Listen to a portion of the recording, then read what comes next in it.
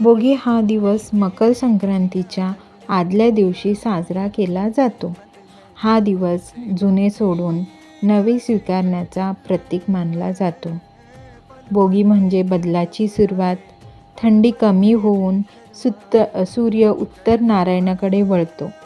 म्हणजेच काय, निसर्गात नवचैतन्य येते. भोगीची भाजी अनेक भाज्या एकत्र करून बनवली जाते.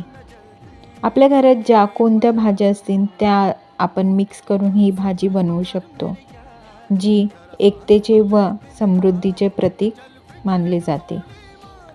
शेतकरी वर्गासाठी हा काळ खूप महत्त्वाचा असतो, कारण नवीन पिकांची कापणी सुरू होते आणि समृद्धीचे दिवस येतात.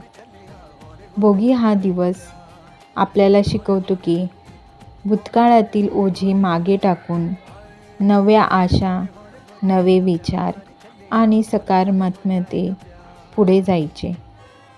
म्हणजेच काय, भोगी हा केवळ सण नसून जीवनास बदल स्वीकारण्याची सुंदर शिकवण देणारा दिवस आहे.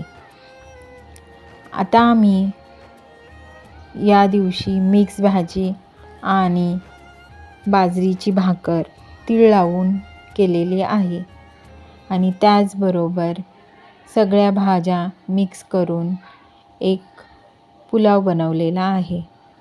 अशा प्रकारे आज मी जेवण बनवले आहे. चला तर भेटू आपण नेक्स्ट व्हिडिओमध्ये. Bye bye.